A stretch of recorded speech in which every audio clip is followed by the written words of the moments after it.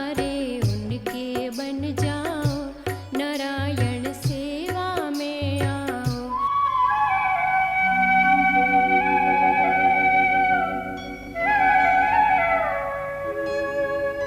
माता पिता की गोदी में खेले, बचपन जहाँ बिताया, पिताजी से सेवा पाई थी हमने, माँ ने गीता को सुनाया। माता पिताजी के घुटनों में दर्द रहने लग गया।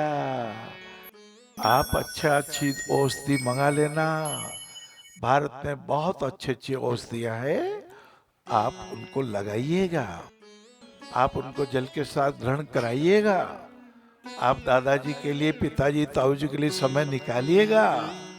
ऐसा जब होगा, देवभूमि देहरादून में जब जाने का सौभाग्य प्राप्त हुआ, और देहरादून के पास ही हरिद्वार, गंगा माता की कृपा का स्थान, और वो स्थान जहाँ इस छोटे से टावर के पूज्य माता श्री पिताश्री वर्षों तक विराजमान रहे। अभी भी प्रातः काल के समय भगवान जब उठा देता है, भगवान को तपस्या करा देता है, कुछ मन के एकाग्रता, विपश्यना ध्यान की कृपा, एक ही ब्रह्म के हम सभी रूप है, ऐसा चिंतन मनन और प्रैक्टिकल में देखने का स्थिति बना देता है। उसके बाद में जब मैं नेत्रों को बंद करके स्मरण करता हूं गंगा तट का वो पावन दृश्य, पिताजी ने कहा कैलाश चल, मेरा हाथ पकड़ा, घुटने घुटने तक गंगा जल में ले गए। वहां एक टापू था, बैठ कैलाश सामने बैठ, आओ ध्यान कर लें, आओ मन को एकाग्र कर लें, आओ चरित्र की रक्षा कर लें, आओ परिवार में एका ले आवे, आओ भाइयों का स्नेह बढ़ा लेवे, आओ आओ आओ, कभी नशा नहीं करेंगे, और जो नशा करते उनको छुड़ाएंगे, ये गंगा माता की कृपा से प्रतिज्ञा करते हैं। ऐसे भावों को लाते हुए जब नेत्रों को धीरे से बंद किया है, बार बार देखा हमारी श्वास कहाँ छू रही है, ये श्वास का आना और जाना, ये मन की अनित्यता। सुई मात्र भी तो ऐसा स्थान नहीं है बंधु जहां कोई संवेदना नहीं चल रही हो, और संवेदनाओं पे बैठ के ये लोभ लालच और क्रोध, इन तीन राक्षसों ने बहुत सताया है। मुझे मालूम है आपके मन में कई प्रश्न आ रहे हैं, उनसे प्रश्न को उत्तर आप और हमारा परमात्मा में देगा। जब मन को देखते हैं, इस अनित्य शरीर के देह देवालय के प्रत्येक भाग को देखते हैं, लगता है इस अनाहत चक्र का एक स्थान भी तो ऐसा नहीं जहां परिवर्तन हो नहीं रहा है। ये क्षण भंगुर जीवन है, नित्य उत्पाद व्यय, एक संख्या के आगे 22 जीरो लगा ले, इतनी बार एक सेकंड में उत्पाद व्यय हो जाता है। 30 सेकंड में 6.5 करोड़ हमारे संवेदनाएं बदल जाती है, 6.5 करोड़ कोशिकाएं मर जाती है, नई 6.5 करोड़ कोशिकाएं उग जाती है। ये शरीर कभी जाएगा, ये कंठ नलिका जब तक है तब तक मधुर वचन बोलाए में काम ले ले, दोस्ती निभाए में काम ले ले, परिवार एकाई में काम ले ले। जब आहार नलिका धू धू करके जलेगी, जल की एक बूंद भी ग्रहण नहीं कर पाएंगे। सत्य बात। जेंटलमैन एक वक्त शाम को रोज शेर को जाता था, 5-4 थे दोस्त साथ में, बातें बहुत बनाता था, बातें बहुत बनाता था।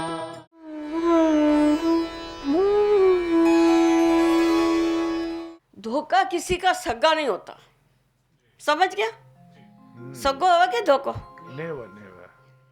आप परिवार में रहो चाहे कहीं भी जगह रहो, किसी दोस्त के मित्र से किसी से लेना देना हो तो या तो वादा करो, टाइम पे दे दो, तुम आपकी भी इज्जत और उसकी भी इज्जत। कहीं से भी कुछ धोखा किसी का सगा नहीं होता। धोखा खा लेना पर धोखा देना नहीं। मानव साहब ने धोखा खाया पर धोखा दिया नहीं आज तक। मैंने अपने, मेरे पति है इसलिए नहीं कह रही हूँ, मैंने अपनी शादी के 52 साल में ये रिकॉर्ड है कि आपने बहुत धोखे खाए हैं पर धोखा दिया नहीं है। धोखा नहीं देने से इस मंजिल पे पहुंचे। भगवान देखता है, भगवान कहाँ देखता? कहीं नहीं अपन नहीं हो, पर अंदर का बैठा भगवान खुद तो देख रहा है। अपारा मन ही कहता है मना कोई नहीं देख रहा, अभी कर लो, पर अंदर का भगवान खुद कहता है मैं तो देख रहा हूँ, मैं तो देख रहा हूँ। अपन कोई काम छिप के करता है, क्यों करता है? कि हमें कोई देख नहीं ले, पर आत्मा अंदर राम बैठा हो वो रोज देख रहा है।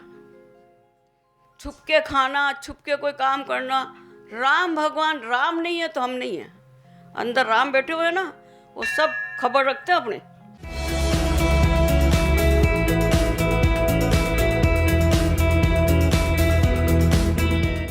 देखिए 4 तरह के पुत्र होते हैं इस दुनिया में।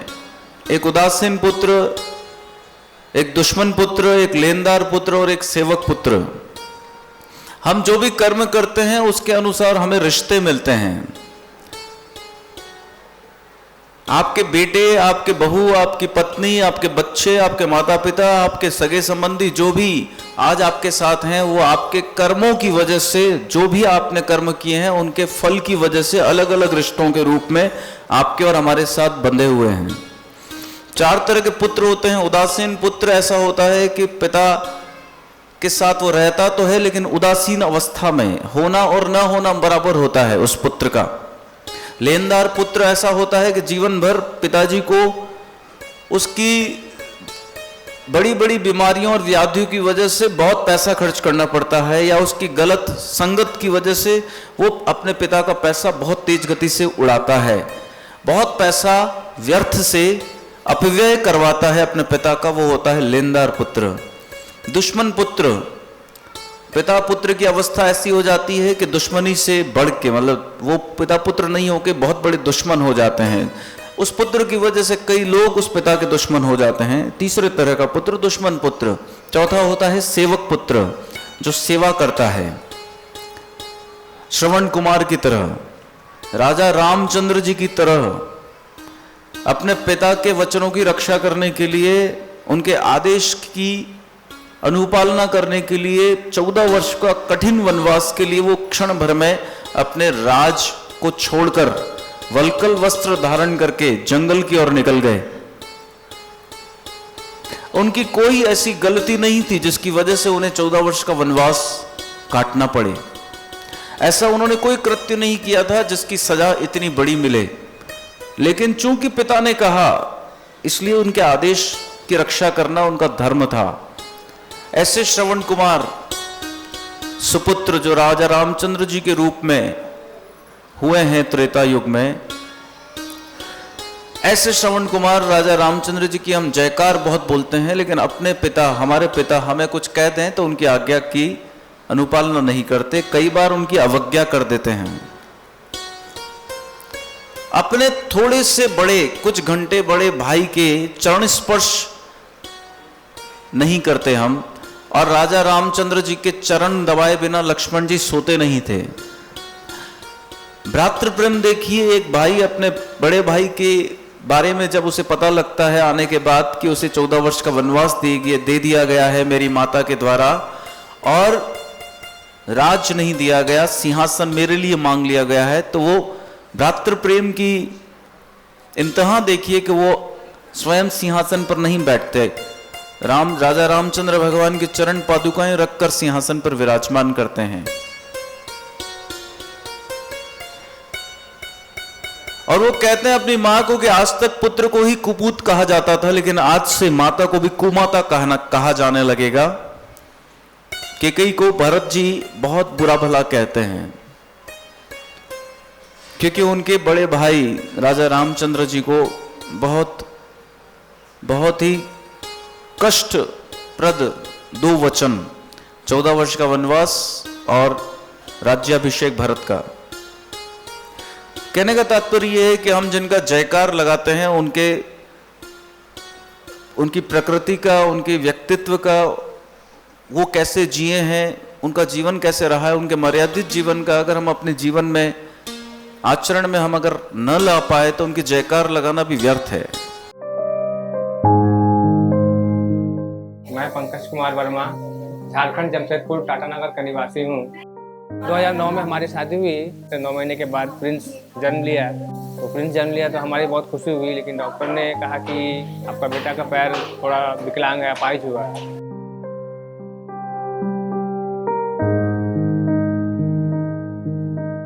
तो मैंने जा करके देखा, हमारा होश उड़ गया है।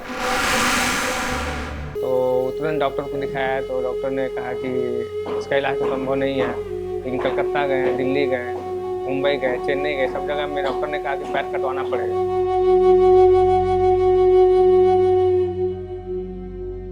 लेकिन जब टीवी के द्वारा हमें मालूम चला कि नारायण सेवा संस्थान उदयपुर काफ़ी अच्छी संस्था है, काफ़ी अच्छी जगह है, निःशुल्क इलाज, भोजन, रहने खाने की सुविधा उपलब्ध होती है, तो हम टीवी के द्वारा हम लोग यहाँ चले आए।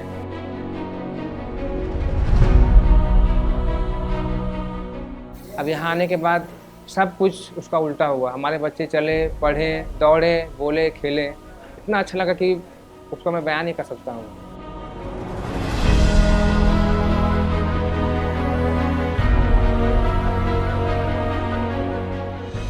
अब मुझे पाँव मिल गया तो डॉक्टर बनना चाहता हूँ।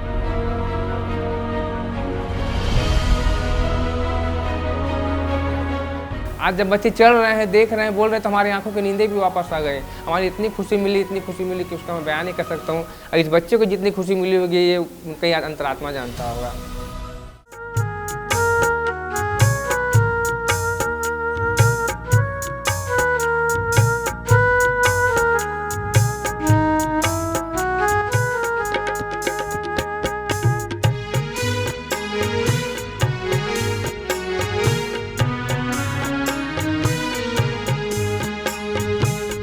सेवा का काम जगत में नाम, स्वयं का तुम करके जाओ, नारायण सेवा में आओ।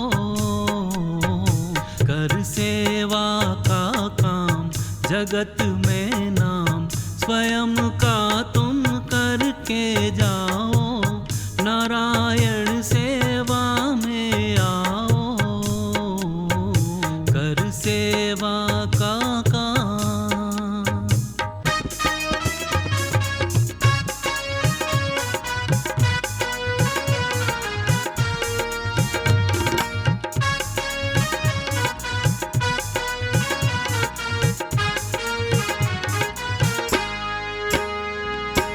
नर सेवा नारायण सेवा, यही धर्म की परिभाषा। दीन दुखी